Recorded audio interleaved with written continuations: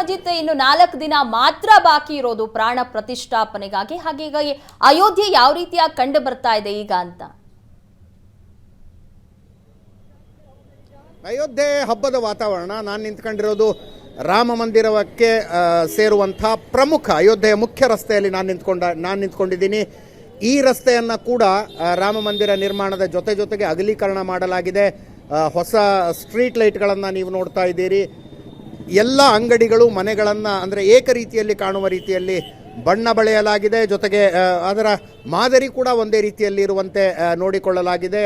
ಉತ್ತರ ಪ್ರದೇಶ ರಾಜ್ಯ ಸರ್ಕಾರದ ವಿಶೇಷ ಆಸಕ್ತಿಯೊಂದಿಗೆ ನಡೆದಿರುವಂಥ ಕಾಮಗಾರಿ ಇದು. ಇಂಥ ಕಾಮಗಾರಿಗಳು ಅಯೋಧ್ಯೆಯ ತುಂಬ ಆಗಿದ್ದಾವೆ ಮತ್ತು ಬೇರೆ ಬೇರೆ ಕಡೆಗಳಿಂದ ಜನ ಬರ್ತಾ ಇದ್ದಾರೆ. ಉತ್ತರ ಪ್ರದೇಶ ಸರ್ಕಾರ ಮನವಿ ಮಾಡಿಕೊಳ್ತಾ ಇದೆ ಈ ಸಂದರ್ಭದಲ್ಲಿ ಹೊರಗಿನಿಂದ ಜನ ಯಾರೂ ಬರಬಾರದು ಅಂತ.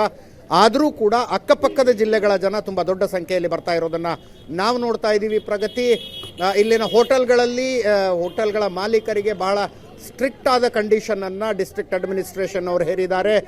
ಯಾರಿಗೆ ರೂಮ್ ಕೊಡಬೇಕು, ಯಾರಿಗೆ ರೂಮ್ ಕೊಡಬಾರ್ದು ಅಂತ. ಅಯೋಧ್ಯೆಯ ರಾಮ ಮಂದಿರದ ಲೋಕಾರ್ಪಣೆ ಕಾರ್ಯಕ್ರಮದ ಆಹ್ವಾನ ಪತ್ರವನ್ನು ಯಾರು ತೋರಿಸ್ತಾರೆ, ಅಂದರೆ ನಮಗೆ ಆಹ್ವಾನ ಬಂದಿದೆ ಅಂತ ಯಾರು ಹೇಳ್ತಾರೆ ಅವರಿಗೆ ರೂಮ್ಗಳನ್ನು ಕೊಡಬೇಕು, ಅಥವಾ ಈ ಕಾರ್ಯಕ್ರಮಕ್ಕಾಗಿ ನಮಗೆ ಇಲ್ಲಿ ಡೆಪ್ಯೂಟ್ ಮಾಡಲಾಗಿದೆ ಅನ್ನುವ ಸರ್ಕಾರಿ ನೌಕರರಿಗೆ ಮಾತ್ರ ಕೊಠಡಿಗಳನ್ನು ಕೊಡಬೇಕು ಅನ್ನುವ ಸ್ಟ್ರಿಕ್ಟ್ ರೂಲ್ ಮಾಡಿದ್ದಾರೆ. ಅದನ್ನು ಹೊರತುಪಡಿಸಿದರೆ ಮಾಧ್ಯಮದವರಿಗೆ ಎಕ್ಸೆಪ್ಷನ್ ಅನ್ನುವ ರೀತಿಯಲ್ಲಿ ಕೊಠಡಿಗಳನ್ನು ಕೊಡಲಾಗ್ತಾ ಇದೆ. ಅದನ್ನು ಹೊರತುಪಡಿಸಿದರೆ ಬೇರೆ ಯಾರಿಗೂ ಕೂಡ, ಅಂದರೆ ನಾವು ಕಾರ್ಯಕ್ರಮವನ್ನು ನೋಡೋದಕ್ಕೆ ಬಂದಿದ್ದೀವಿ, ಭಾಗವಹಿಸೋದಕ್ಕೆ ಬಂದಿದ್ದೀವಿ, ನಾವು ದುಡ್ಡು ಕೊಡ್ತೀವಿ, ರೂಮ್ ಕೊಡಿ ಅಂದರೆ ರೂಮುಗಳನ್ನು ಕೊಡಕೂಡದು ಅಂತ ಈಗಾಗಲೇ ಡಿಸ್ಟ್ರಿಕ್ಟ್ ಅಡ್ಮಿನಿಸ್ಟ್ರೇಷನ್ ಭಾಳ ಸ್ಟ್ರಿಕ್ಟಾಗಿ ಗೈಡ್ಲೈನನ್ನು ಪಾಸ್ ಮಾಡಿದೆ.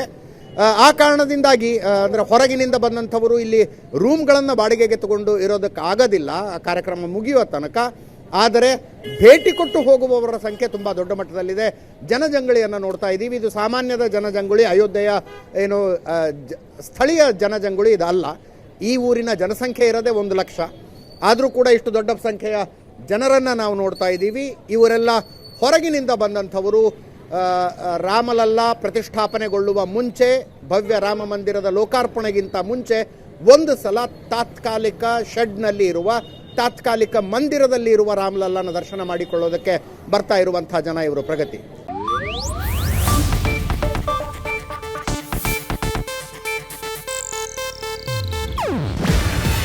ಇದು ಏಷ್ಯಾನೆಟ್ ನ್ಯೂಸ್ ನೆಟ್ವರ್ಕ್ ಪ್ರಸ್ತುತಿ. ನೀವು ನೋಡ್ತಿದ್ದೀರಾ ಏಷ್ಯಾನೆಟ್ ಸುವರ್ಣ ನ್ಯೂಸ್.